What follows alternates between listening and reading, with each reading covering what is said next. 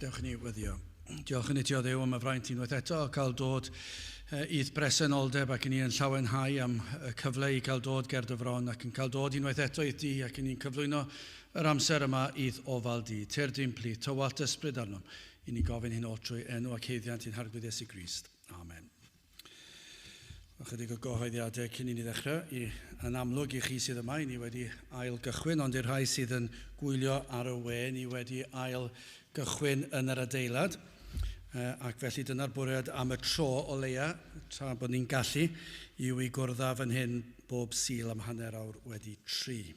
Ond fe fyddwn ni'n cyhoeddi os fydd pethau yn wahanol. Felly roed fy nesaf hanner ar di 3 yma yn y capel.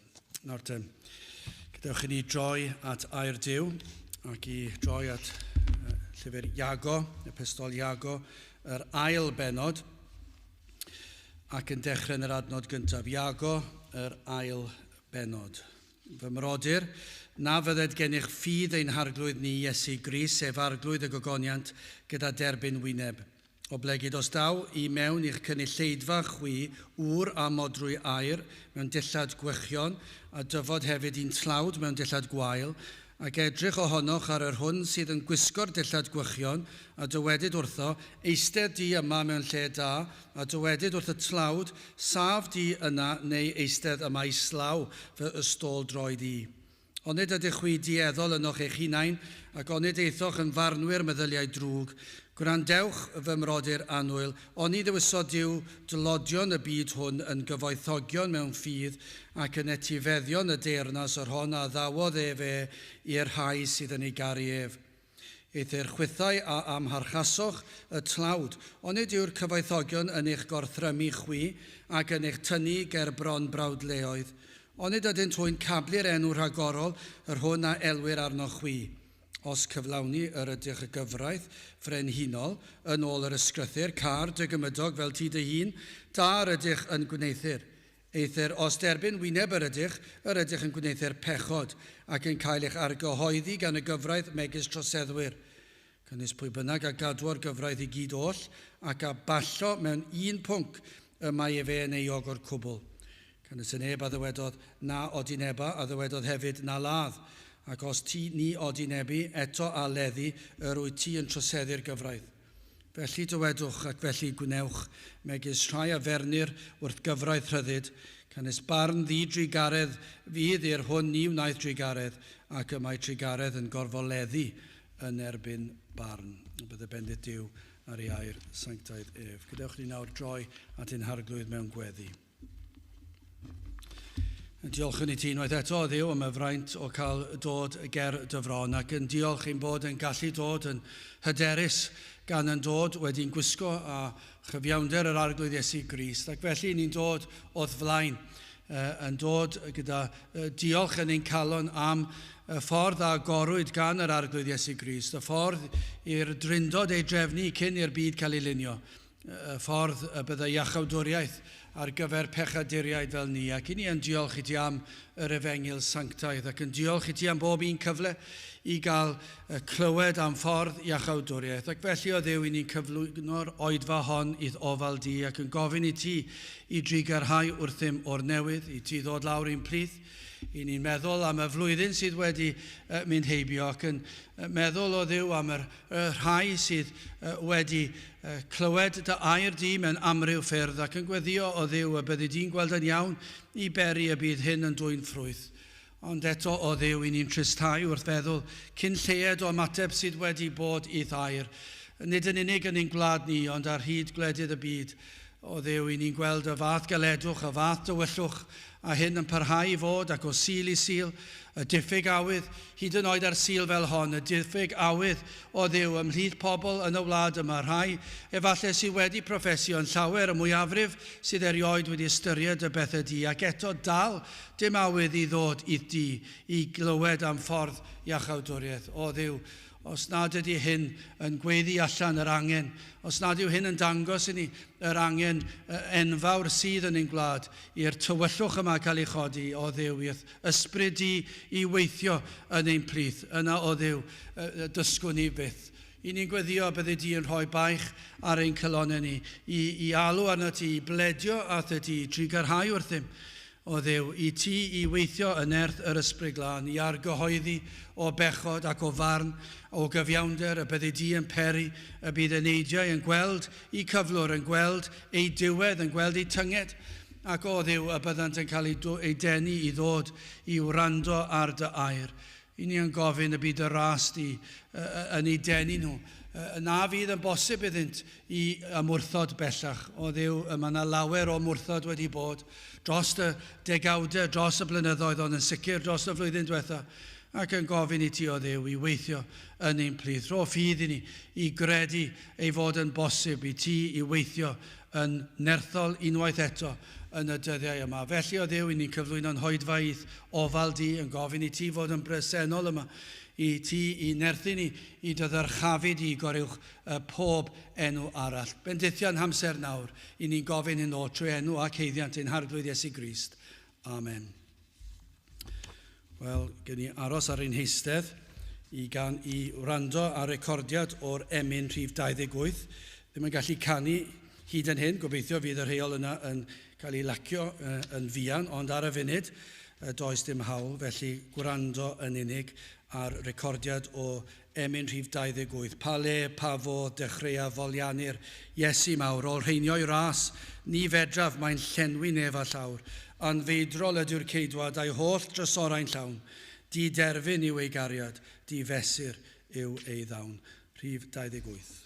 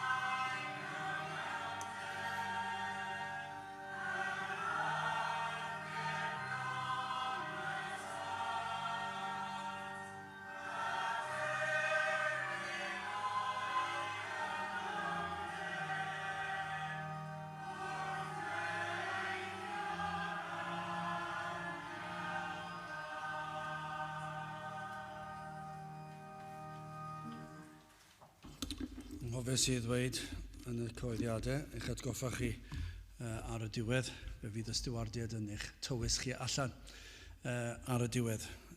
Bod ni'n nifer fach iawn. Ni ddim yn cymryd lot o amser i'n tywys ni allan, ond rhag ofn bydd na bobl yn gwrando, i ni yn cadw at y rheolau ac yn ofalus iawn yn dod mewn ac allan o'r adeilad. Felly os ydych chi aros i'r neges dod i chi adael yr adeilad. Wel, gydwch ni droi at Iago ar ail benod ar 10fed adnod, fel ein testyn, cynnwys pwy bynnag a gadwo'r gyfraith i gyd oll ac a ballo mewn un pwnc y mae e fe yn euog o'r cwbl. Byddwn ni'n tybio y byddai'r mwyafrif llethol beth nhw'n gwrando ar yr adnod honno yn ffyrnigo cyn i ni fynd cam ymhellach. Fydde ddim rhaid nhw rando ar y bregaeth, mi fydden nhw wedi gwylltio yn gacwn wrth glywed y fath beth. Ac yna, beth chi'n dweud, wel, mae yng Ngaer Duw, mi fydde hwnna'n rhoi rhyw fath o arf ychwanegol iddyn nhw i ymwrthod, achos yn dweud, wel, mae hwnna'n hirt. Dyna be fydden nhw'n dweud. Ac eto, does dim sail i ddweud hynny fel gobaith newn ni ddangos maes o law. Ond yr un yw'r broblem dros y canrifoedd adeg y Testament Newydd. Yr oedd yr un drafferth ac yn ni'n gweld yn ein plith ni heddi. Natur pechadurus dyn sydd yn peri hyn i fod. I ni'n gweld y diffyg dealltwriaeth o efengil Crist. Ac os nad yw yn amlwg yn y dyddiau yma, wel, dwi ddim yn gwybod sut allwn ni egluro fe'n fwy. Mae mor amlwg yn diwy. Y diffyg dealltwriaeth sydd. I ni'n gweld hynny yn y diffyg sancteiddrwydd sydd yn ein plith ni dyddiau hyn. Ac wrth wraidd y broblem wastad yw y diffyg dealltwriaeth o'r efengil. Nawr, mae hwnna'n wir yn y Cristion, yr un sydd wedi deall yr efengil o ran iachawdwriaeth, ond pa mae yna broblemau y mywyd y Cristion, pa mae yna wrthgilio, pa mae yna amheuon, pa mae yna broblemau, cwestiynau dyrys yn codi. Y broblem yn aml iawn, bob tro fydd yn dod nôl at hyn, yw ein diffyg ni yn ein dealltwriaeth ni o'r efengil. Falle bod yna rhywbeth ni wedi tynnu'n golwg ni oddi ar Grist, oddi ar yr efengil. Ac yn sicr ymhlith y broffes wag, dyma'r broblem. Diffyg dealltwriaeth llwyr o efengil Iesu Grist. Be ni'n gweld dro ar ôl tro yw dyn yn dyrchafu ei hun, balchder yn amlygu ei hun. Gall dyn roi ymddangosiad da ohono ei hun. Rhwydd iawn yn diwe. I ni ymddangos yn dda ger bron pobl eraill. I ni'n arbenigwyr ar wneud hynny. I ni'n gallu twyllo'n hunan ac ni'n gallu twyllo pobl eraill, ein bod ni'n well nag i ni. Ni gyd wedi wneud hynny o dro i dro, ein bod ni'n gallu rhoi fel y Phariseaid yn sicrhau fod y tu fas o'r gwpan yn lan, ond y tu fewn yn frwnt. Nid yn siŵr fod popeth tu fas yn edrych yn ei le, ac nad oes unrhyw le da pobl i gwyno neu gwestiynu, ond efallai'r tu fewn yn frwnt i gyd. Mae hyn oll yn anwybyddu'r ffaith fod y broblem fawr sydd wrth wraidd y peth, wastad, gyda'r Phariseaid oedd, nad oeddent wedi gweld i pechod, nad oeddent wedi deall yr efengil. Problem oedd yn yr achos yma, ni'n gweld yn y cyd-destun, dwi ddim am edrych ar y cyd-destun yn llwyr, fe fyddai'n cyfeirio ato fe, dwi am cymryd y 10fed adnod yma ar ben ei hun i raddau, ond o fewn y cyd-destun, ac fe fyddai'n cyfeirio ato o dro i dro, edrychwch ar y cyd-destun. Dyma'r broblem oedd ymhlith y bobl. Adnod 1, fy mrodyr, na fydded gennych ffydd ein harglwydd ni Iesu Grist, sef arglwydd y gogoniant, gyda derbyn wyneb. O blegyd, os daw i mewn i'ch cynulleidfa chwi wr a modrwy air, mewn dillad gwychion, a dyfod hefyd un tlawd mewn dillad gwael, ac edrych ohonoch ar yr hwn sydd yn gwisgo dillad gwychion, a dywedyd wrth o eistedd di yma mewn lle da, a dywedyd wrth y tlawd saf di yma, neu eistedd yma i slaw fy ystol droed i. Nawr, dwi'n ddim yn cymryd lot o ddychymyg nag yw. Faint o lefydd a faint ohono ni sydd wedi bod yn euog o hynny. Ein bod ni yn derbyn wyneb, i ni'n edrych ar yr allanol, i ni'n gweld rhywun yn edrych, dyma'r math o berson i ni eisiau ni'n capel ni, fydden nhw'n rhoi lot yn y casgliad, falle bod nhw'n enwog, fydden nhw'n denu sylw, a dowch chi eistedd fan hyn, dowch i'r blaen, lot o ffys, ond efallai rhywun arall sydd ddim yn edrych mor smart, ddim yn berson adnabyddus ac yn edrych yn dlawd, ac efallai ddim yn rhoi gymaint o sylw. Dwi ddim yn anodd i ddeall nag ydw, dwi'n anodd i ni ddychmygu'r peth, ac efallai yn euog ohono fe. Ond efallai nid tlawd a cyfoethog yw'r unig broblem, allai fod yn lliw y croen, iaith y siaradur, rhywun sydd yn berson poblogaidd neu ddim yn poblogaidd, rhywun sydd yn berson hyderus, a falle rhywun sydd yn berson tawel. Falle bod ni'n penderfynu na, dwi ddim eisiau siarad yn nhw ac yn y blaen. Ac fe all amrywio o sefyllfa i sefyllfa. Ond dyma oedd y cyd-destun, roedd na broblem, roedd na dderbyn wyneb, roedd na edrych ar y wisg allanol. Ac yn dod i ryw gasgliad, pwy oedden ni am ei derbyn. Felly dyna'r cyd-destun, yr adnod yma. Canis pwy bynnag a gadw ar gyfraith i gyd oll, ac a ballo mewn un pwnc y mae efe yn euog o'r cwbl. Felly, os yn methu mewn un maes, yna ni'n euog o'r cyfan o fethian llwyr. Wel, dyna rhyw fath o cyd-destun sydyn i ni. Wel, yn gyntaf, hoffwn ni edrych ar bechod dyn, yn ail problem dyn, ac yna'n olaf yn drydydd perffeithrwydd Crist. Felly pechod dyn, problem dyn, ac yna perffeithrwydd Crist. Wel, yn gyntaf, pechod dyn. Nawr, i ni'n gwybod, ac wrth edrych ar hanes y byd, i ni'n gallu gweld, darllen y Beibl, ewch nôl i'r dechrau, ni'n gwybod i Dduw osod safon o berffeithrwydd. Os i chi am fynd i'r nefoedd, yna mae'r rhaid i chi fod yn berffaith. I ni'n gwybod fe greu Duw y byd yn berffaith. Nid oes mynediad i bresenoldeb Duw. Does dim mynediad i'w gatref yn y nefoedd heb perffeithrwydd. Fedrwch chi ddim dod yn agos at gwir grefydd heb perffeithrwydd. Does dim unrhyw sail gydag unrhyw un i fedru fentro dweud ei bod nhw'n mynd i'r nefoedd ar wahân i berffeithrwydd. Ac fel hyn, y creodd Duw y byd. Fe greu Duw y byd yn berffaith. Ac felly cyn y cwymp, i ni'n gwybod hynny, yr oedd y byd yn gwbl berffaith. Yr oedd popeth am y byd, yr oedd yn fyd llawn prydferthwch, llawn rhyfeddodau, yn fyd heb dristwch, dim un nam, dim byd o'i le, dim salwch. Doedd neb yn gas i'w gilydd, oedd y byd wedi cael ei greu yn gwbl rhyfeddol. Doedd dim byd o'i le. Ac felly, i ni'n edrych ar y byd, ac yn aml dwi'n cofio, sôn am hwn sawl gwaith o'r pulpit fan hyn, i chi'n gallu mynd i ambell i le, a chi'n meddwl, wel, mae'r wlad enwedig yma yng Nghymru, pan i chi'n gallu mynd i gwahanol llefydd, ac i chi'n edrych ar yr olygfa, ac i chi'n meddwl, ac y mae hon yn fyd llawn pechod, ac mae e dal yn brydferth. Mae e dal yn anhygoel. Ond i ni wedi gwneud yn gorau glas i ddinistio'r bryd yn do. I ni wedi gwneud popeth gallwn ni i ddinistio'r byd. Edrychwch chi ar unrhyw raglen newyddion, a fe welwch chi fe, ni wedi gweld rhywbeth yn ddiweddar am y môr, anhygoel, am y llygredd sydd yn y môr, a'r twyll sydd yn y llygredd sydd yn y môr. A pobl yn dweud wrthyn ni, mae rhaid i fod yn ofalus am yr holl blastig, ac eto i gyd yn anwybyddu'r ffaith, yr holl bethau sy'n mynd i'r môr, dim mynd i wneud gyda pethau ni'n roed yn y môr, ond beth mae'r cwmnïau mawr yn mynd i wneud. Ac mae'n anhygoel i ni wedi dynistio y moroedd i ni wedi gael gan Dduw. Ac eto i gyd, mae dal yn edrych yn brydferth yn diwedd.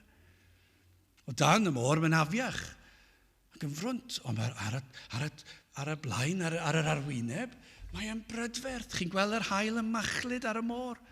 Chi'n gweld y llinell coch yna. Mae'n anhygoel. Ac yn y mynyddoedd yn gweld yr haul yn mynd lawr. Mae'n brydferth. Prydferthwch, perffeithrwydd y greadigaeth, cyn y cwymp. Ac fe greu Duw dyn yn berffaith.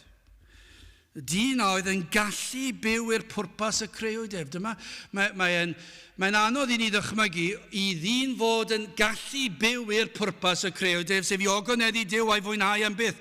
Dyna beth oedd y pwrpas y creudyn, a dyna sut un oedd Adda ac Efa, yr oedden nhw yn berffaith. Yn gallu mwynhau cymdeithas a'i greawdwr. Ond yna, i ni'n gwybod, y darllenwch Genesis, mae'n dweud wrthyn ni, fe syrthiodd Adda ac Efa, fe ddaeth pechod i'r byd, ac o ganlyniad i bechod yn dod i'r byd, fe ddaeth marwolaeth i'r byd. Marwolaeth corfforol yn sicr, ond hefyd fe gollodd dyn y gallu fwynhau cymdeithas a'i greawdwr. Nawr, dyn yn ysbrydol farw hefyd. Ni'n gwybod o ganlyniad I bechod, mae e'n gallu marw yn gorfforol, a ni'n gwybod bod hwnna'n digwydd, mae e'n ofnadw'n diw. Mae marwolaeth yn beth erchill, ac oherwydd pechod mae hynny'n digwydd. Mae marwolaeth, mae'r corff yn dirywio, ac yna'n marw, dwi ddim yn beth I ni'n hoffi edrych arno, mae'n afiach. Ac oherwydd hynny ni'n gwybod o ganlyniad I pechod, mae'r enaid yn farw hefyd, mae'r enaid yn ysbrydol farw, ond yn fwy erchill beth mae'n arwain at marwolaeth tragwyddol hefyd, a hwn oll oherwydd y pechod a'r cwymp, ac oherwydd hyn ceiwyd drws i'r nefoedd. Nid oedd dyn yn gallu gogoneddu Duw na'i fwynhau ei gwmniaeth dim mwy.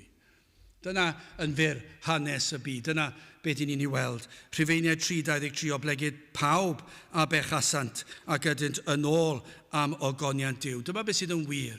Pob un wedi pechu ac mae pob un yn dod yn fyr o ogoniant Duw. Ga'i ofyn cyn mentro ymhellach. Oes na rai sy'n cwestiynu hyn? Efallai rai sy'n gwrando sydd yn grefyddol. Ac efallai ddim yn cwestiynu hyn, be ni'n clywed yn y cyfryngau yw mae dyn yn dda yn y bôn. O ble maen nhw wedi cael y fath cysyniad o hynny, bod dyn yn dda yn y bôn?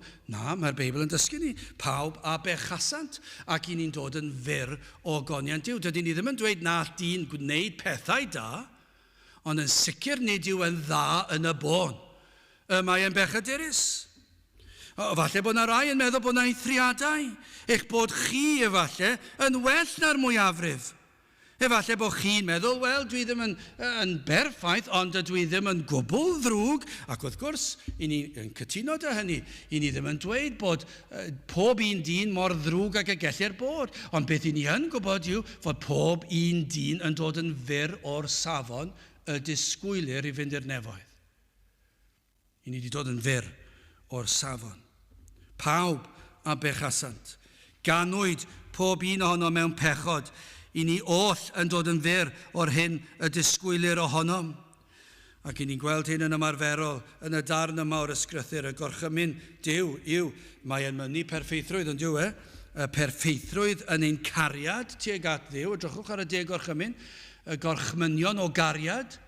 I ni'n gweld beth yw'r gorchmynion, I ni fod I garu y Duw gyda'n holl galon ac I garu cydyn. I ni fod I garu pawb, fel ni'n hunan. I ni fod I garu Duw. Ond I ni'n gwybod bod ni'n methu gwneud hynny. Adnod 8, os cyflawni yr ydych y gyfraith frenhinol, yn ôl yr ysgrythyr, car dy gymydog fel ti dy hun, da yr ydych yn gwneithir. Ond mae Iago yn dewis yr agwedd hon, o'r oedd yn broblem ar y pryd.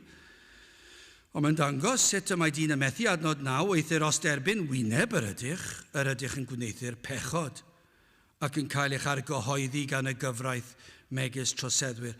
Os nad ydych chi'n caru cydyn, pob un, fel chi eich hunan, yna I chi wedi torri cyfraith Duw. I chi'n rhagrithiol. Chi wedi dangos rhagfarn. Dydych chi ddim yr hyn I chi'n ei honni. I chi wedi dod yn fyr o safon Duw. Yr oedd hyn yn broblem, lle ni'n gweld y rhagfarn, mae gwely'r dyn eto yn dod yn fyr o safon, nad oedd yn dangos gwir gariad, tuag at eraill, tuag at gydyn, ac os nad oedd yn cyrraedd y safon, yna, be mae'r Iago fan hyn, I ni'n deall fan hyn yn dweud wrthyn ni, I ni yn eog o fethiant, ac felly'n droseddwyr. Ac os yn droseddwyr, yna I ni o dan condemniad y gyfraith. Ac eto gyd mae dyn yn dadled â hyn. Mae'r un peth, yn aml dwi'n meddwl am rhywun sy'n torri'r gyfraith trwy goryru. Dwi'n aros am lythyr, dwi'n aros amdano fe. Ni'n pregethu lawr y Nell Lloegr di Sul diwetha.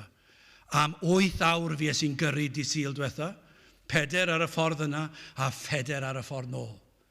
Ac o'n i di blino cyn mynd. O'n i'n sicr wedi blino ar y ffordd nôl.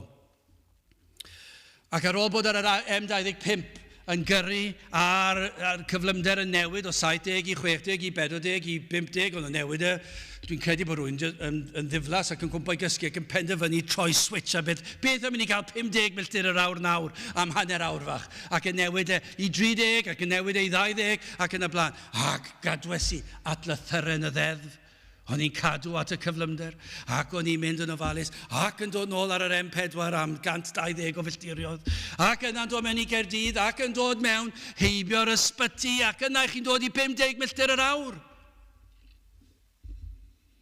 Tynnes i fy llyged yn dod. Oedd i ar y teclyn yn dweud y cyflymder. Dryches i'r ceir oedd yn dod mewn ffordd hyn, ac yn gwrando ar y teclyn y satnaf yn dweud wrthai pa ffordd oedd eisiau fi fynd, o'n i'n anwybyddu. A weles i fy mod i wneud 60 am eiliad. Nawr, dwi ddim yn gwybod os oedd yna gamera yn tynnu llun. Dwi ddim yn gwybod. Ond os oedd yna gamera yn tynnu llun ohona, does gen i ddim troed i sefyll arni. Dores i'r gyfraith. Doeddwn i ddim yn trio. Roedd e dim ond am 3 eiliad siwr o fod, nes bod wedi sylwi a nes i troi ar y brec a mynd lawr i 50 cyn gyntedd ac o'n i'n gallu. Ond dwi'n gwybod hyn, fi rai fi darlu i'r dirwy a fi rhaid i fi fynd ar ryw gwrs siwr o fod. As dim os be na i ddadle, nhw ddim gwrando, allai ddweud na ydych chi nawr, nhw ddim gwrando, achos roeddwn i'n mynd yn gyflym. Am 8 awr fi sy'n gyrru, 8 awr. Ac yn cadw at cyfraith gwlad. Ond does neb yn cwestiynu hynny nag oes. Dyna'r gyfraith. Dwi wedi torri'r gyfraith. Dwi wedi torri'r gyfraith, os maen nhw wedi dal fi i'r cwestiwn, a falle os rwy'n yn gwrando nawr, fy nhw'n mynd nôl ar camerau ac yn edrych yna fe ac yn anfon llythyr i fi. Dwi ddim yn gwybod. Ond dyna yw'r sefyllfa. Ac mae o fewn cymdeithas. Mae yna gyfraith yn does na. A p'na bod chi'n licio fe neu beidio, bod chi'n cytuno gyda fe neu beidio. Mae yna gyfraith. Mae yna safon. Ac os yn troseddu, mae yna gosb. Ac mae hwnna yw'r ffordd y mae Duw wedi osod o fewn cymdeithas. Mae wedi dweud wrthyn ni o'r cychwyn. Mae felly y mae e.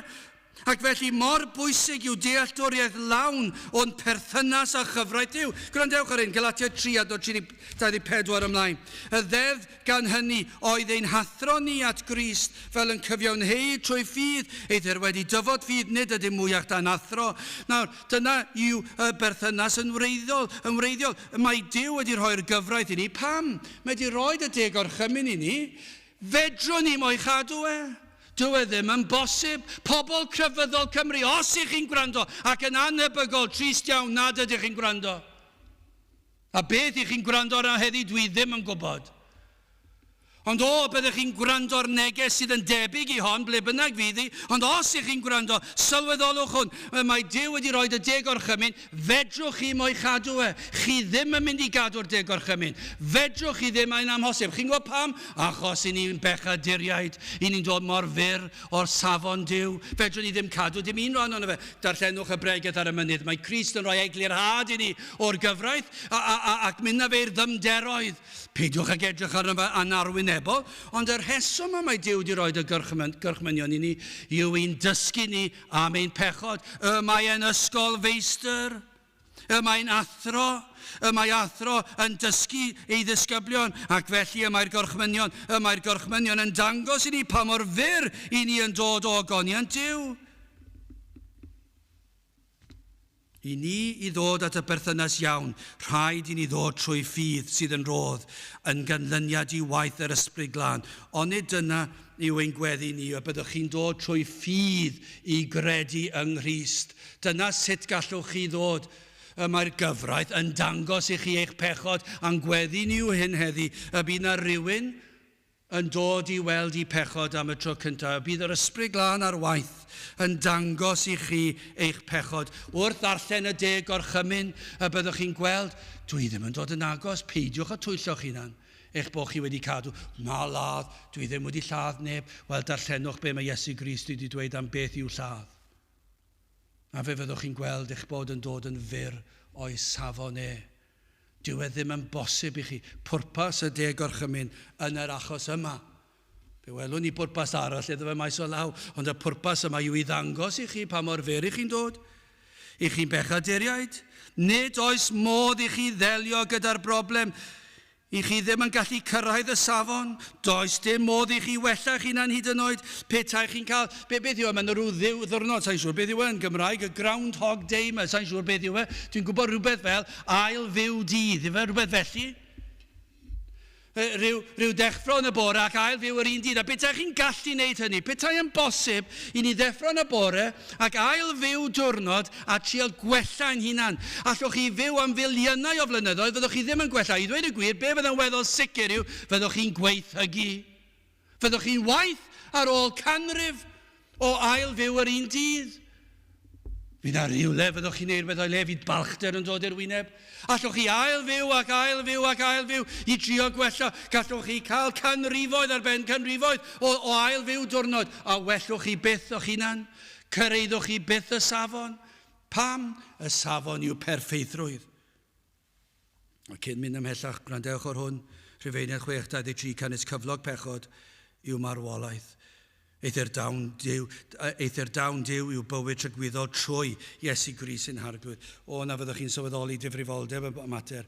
Os i chi'n bechaduriaid, a does dim os fyna, yr ydych chi'n bechaduriaid, ac felly yn torri'r gyfraith. I chi'n droseddwyr o gyfraith Duw, ac felly cyflog pechod yw marwolaeth ysbrydol tragwyddol. Dyna be mae'r Beibl yn ei ddysgu.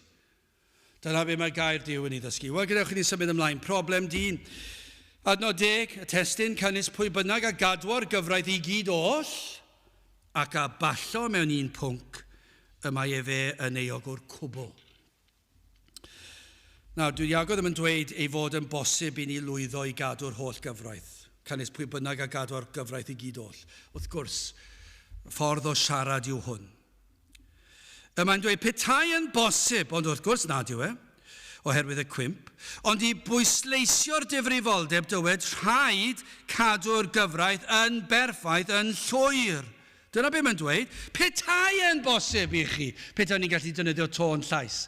Dyna fel byddwch chi'n darllen, petai yn bosib i chi gadw'r holl gyfraith, ond dyw e ddim. Petai mae rhaid chi gadw'r holl gyfraith yn berffaith.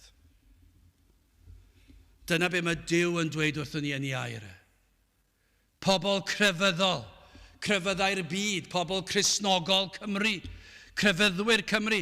O na fydden nhw'n sylweddoli hyn, os am bwysleisio bod chi'n mynd i'r nefoedd ar sail eich crefydd a'ch gweithredoedd da, os i chi am ddefnyddio'r termau hynny, yna, drychwch ar air Duw, ac mae'n rhaid i chi i gydnabod y mae gair Duw yn dweud, rhaid i fi fod yn berffaith, rhaid i fi gadw'r gyfraith i gyd, yn llwyr, yn berffaith, ac os am y manylder, darllenwch geiriau Crist am beth yw cadw'r gyfraith.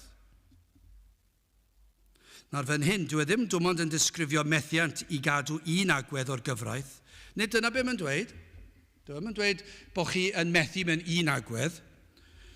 Ond yn y methiant mae'n golygu llithro tipyn bach.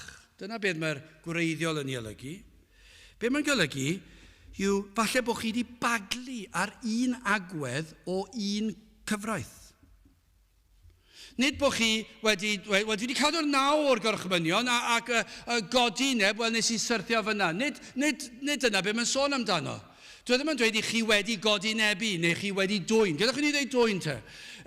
Bod rwy'n yn dweud, dwi wedi cadw'r holl gorchmynion, ond fe nes i ddwyn. Ac felly, dwi'n iawn, dwi wedi cadw'r naw allan o 10 y popeth yn iawn. Ond dim dyna be mae'n golygu. Be mae'n golygu yw, falle bod chi wedi baglu tipyn bach. Falle ddim wedi dwyn yn union fel mae gyfraith yn ei ddweud. Ond bod chi wedi llithro, bod chi wedi ildio'r temtasiwn, bod chi wedi rhoi yn ôl maes o law, ond bod chi wedi mynd am gyfnod, neu dwyn amser, neu dwyn beiro, neu rwy'n yn lleihau y peth.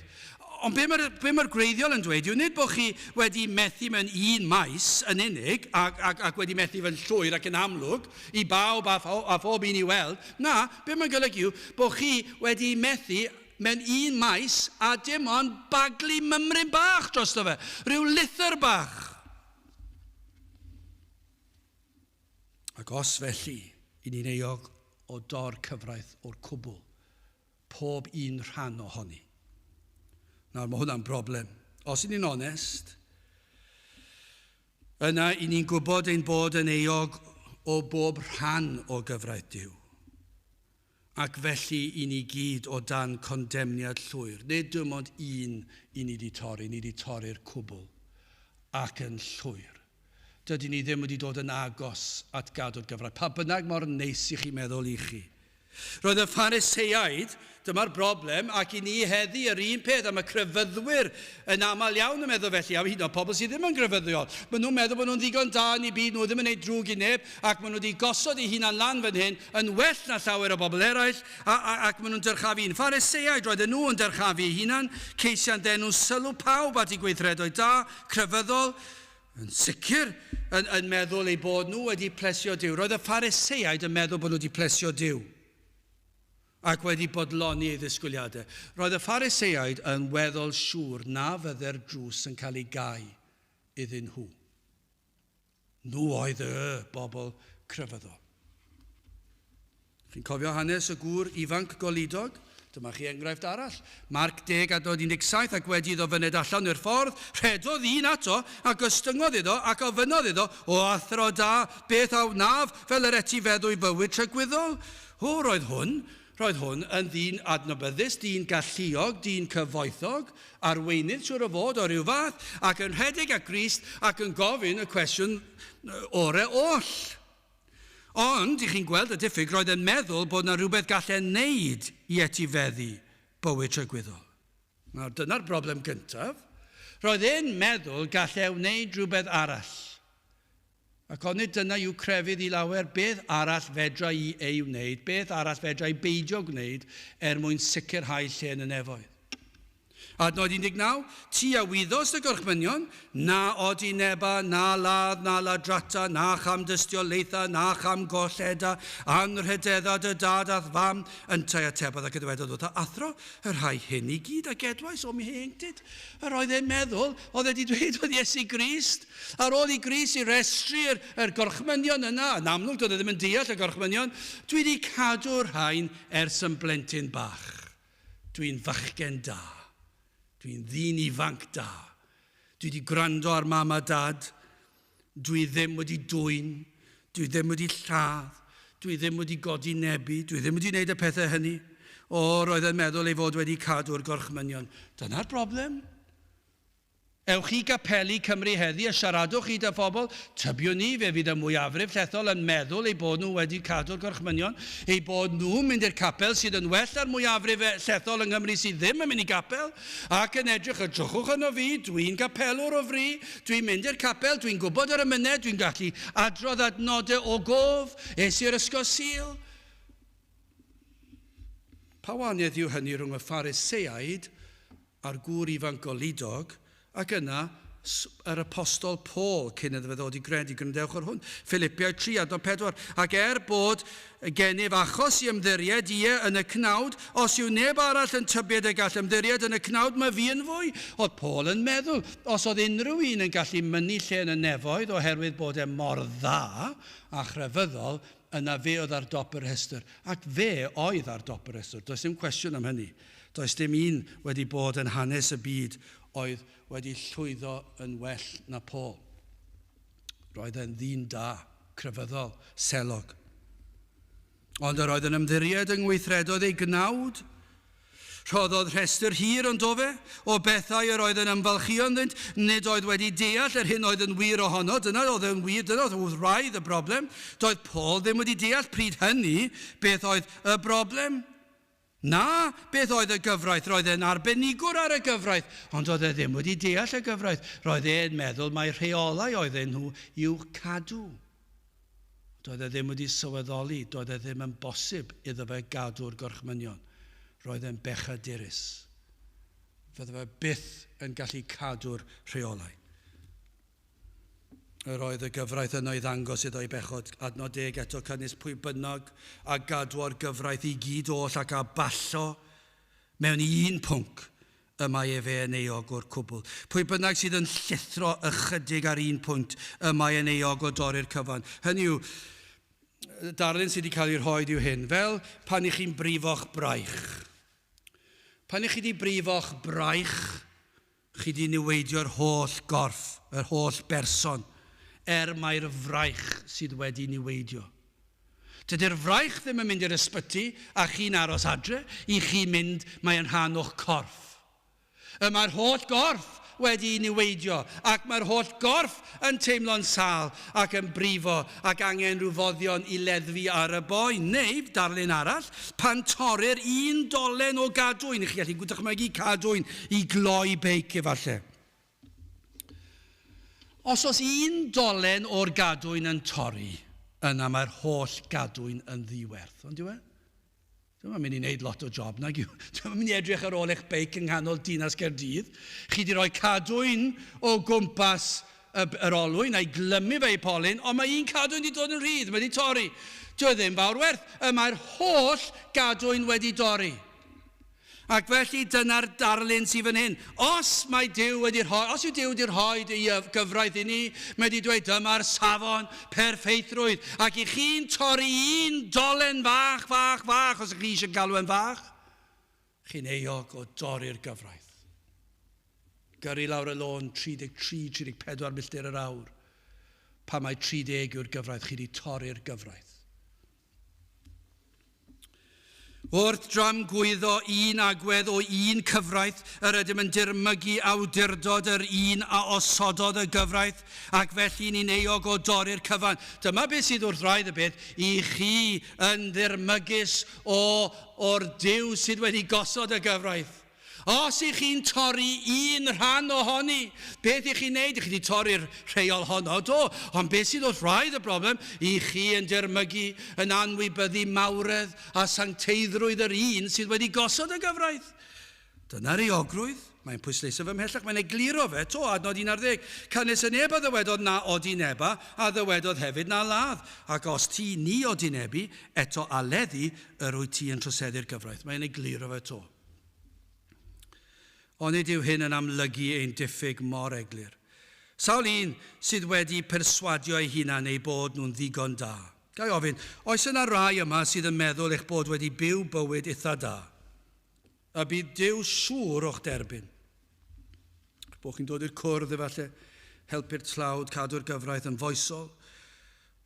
Bod yna eraill sydd yn waith na chi yn y byd. Eich bod yn neis o fel person, pawb yn eich hoffi, mae hyd yn oed, mae'n clywed rhai pobl dweud, dwi'n fawr fy mharch o fewn cymdeithas, falle bo chi.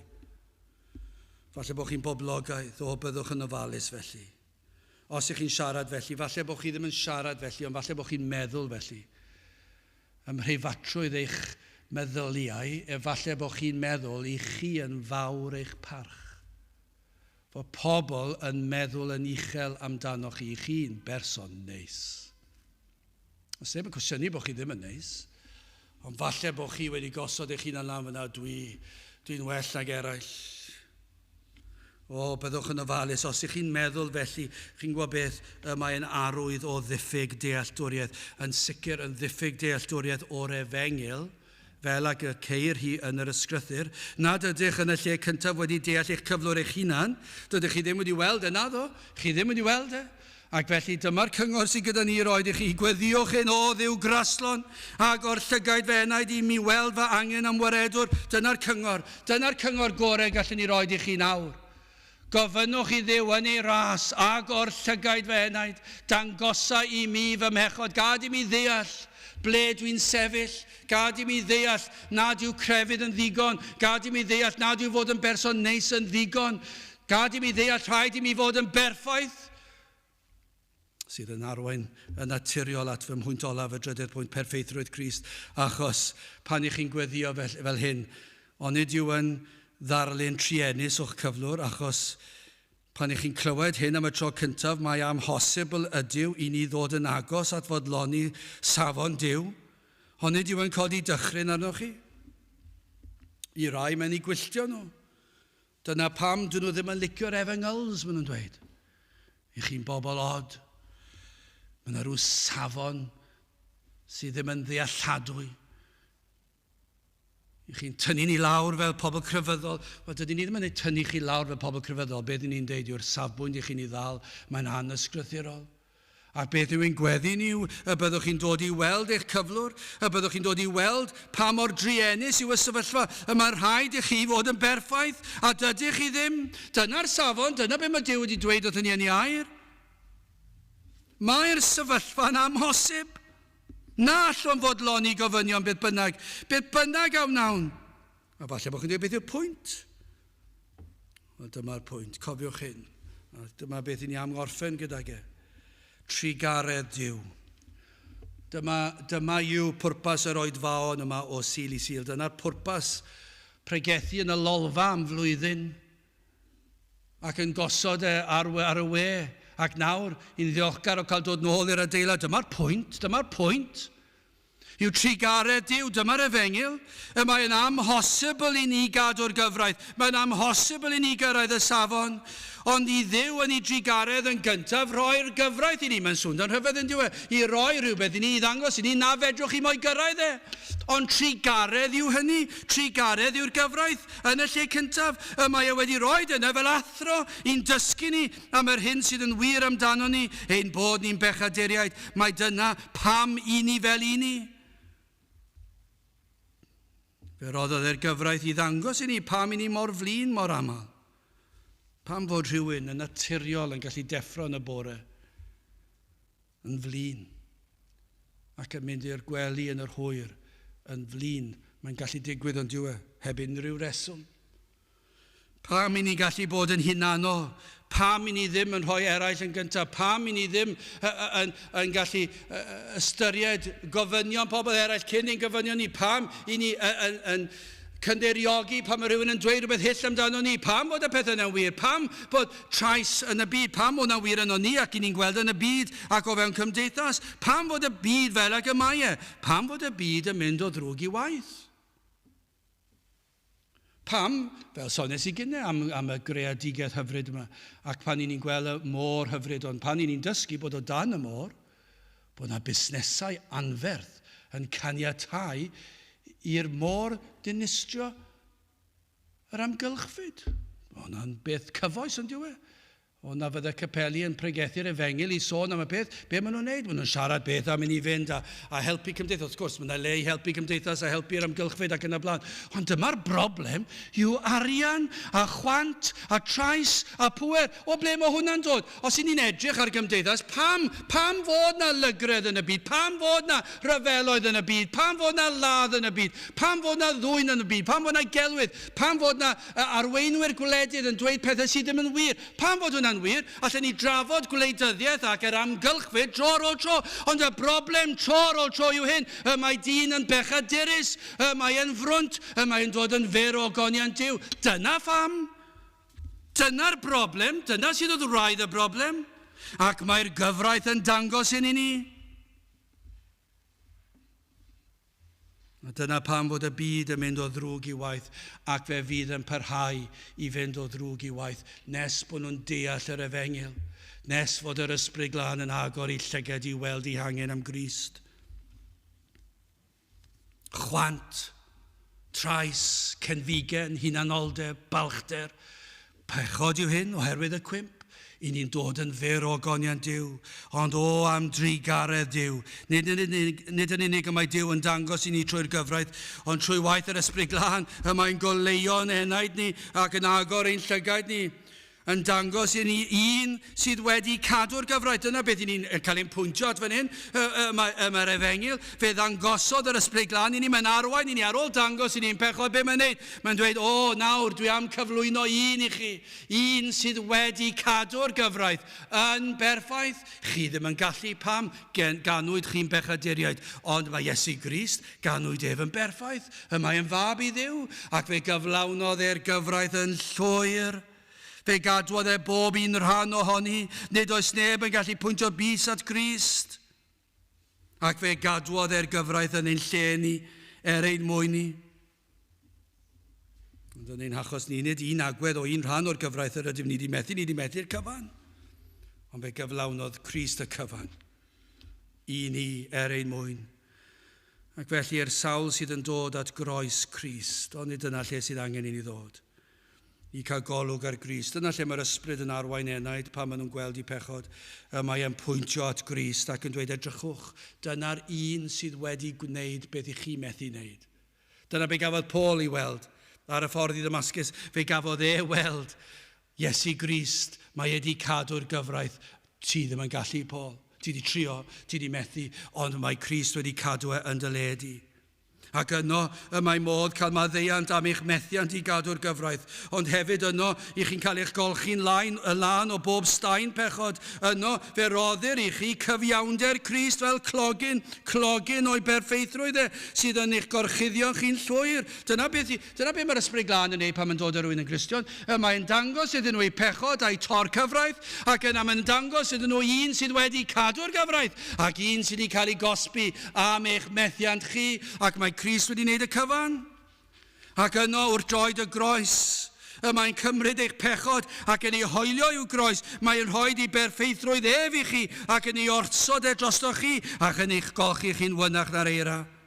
Ac felly, mae Duw y Tad yn eich gweld. Sut mae'n eich gweld chi bellach? Mae'n eich gweld chi yng nghyfiawnder Crist. Dyna sut mae modd i rhywun fynd i'r nefoedd. Dyna sut mae modd fod yn berffaith. I fynd i'r nefoedd rhaid fod yn berffaith. Ond yng Nghrist i chi'n cael ei berffeithrwydd ac i chi'n cael mynediad i'r nefoedd. Dim ffordd arall, nid crefydd, nid gweithredoedd da, ond yng Nghrist. Ond chi'n sylwi hefyd, o'r eiliad hon ymlaen, mae'n perthynas ar gyfraith yn newid. Nawr, mae'r gyfraith yn rhywbeth wahanol i ni. Nawr, galluogi'r y Cristion i gadw'r gyfraith, i garu Duw a'i gydyn. Mae'r nerth yn cael ei rhoi i ni, mae'r hedyn o sancteiddrwydd wedi cael ei blannu yno. Nawr, mae'r gogwydd tuag at sancteiddrwydd. Nawr, mae'r nerth yn cael ei rhoi i ni, ac nawr mae'r gyfraith yn golygu llawer mwy i ni.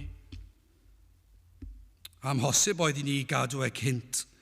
Ond nawr yng Nghrist, mae'r Cristion am ei chadw yn cael ei nerthu. Wrth gwrs i ni'n methu. Yn aml o dro i dro, ond mae'n rhoi y gallu ni wneud. Na fyddwch yn sylweddoli nad yw eich gorau yn ddigon da i agor drws y nefoedd i chi. Na fyddwch chi'n galw ar ei Dduw ddangos hyn i chi, tra bod cyfle. Ac wedi chi weld eich pechod, eich methiant, yna galwch arno i ddangos i chi yr hyn a wnaeth trostoch chi. Dyna'r cyngor gallwn ni roed i chi. Galwch arno i ddangos i chi yr hyn y mae wedi wneud trostoch chi, ei fod wedi darparu'r cyfan, ei fod wedi cadw'r gyfraith, ei fod wedi cymryd y gosb. Mae'n cynnig ei berffeithrwydd i'ch gorchuddio chi'n llwyr. Oes na rai sydd yn gwrando, sydd falle'n gwan obeithio ac yn gwan galoni oherwydd eich bod chi wedi gweld bod chi ddim yn ddigon da. Wel, os do, wel, yna mae yna le i lawenhau, achos y cam nesaf yw dewch at Grist. Dewch at droed y groes. Ac yno, mae'r Iesu yn mynd i rhoi ei gyfiawnder i chi. Fedrwch chi ddim cadw'r gyfraith. Os ych chi am wneud felly, mae rhaid chi fod yn berffaith a fedrwch chi ddim.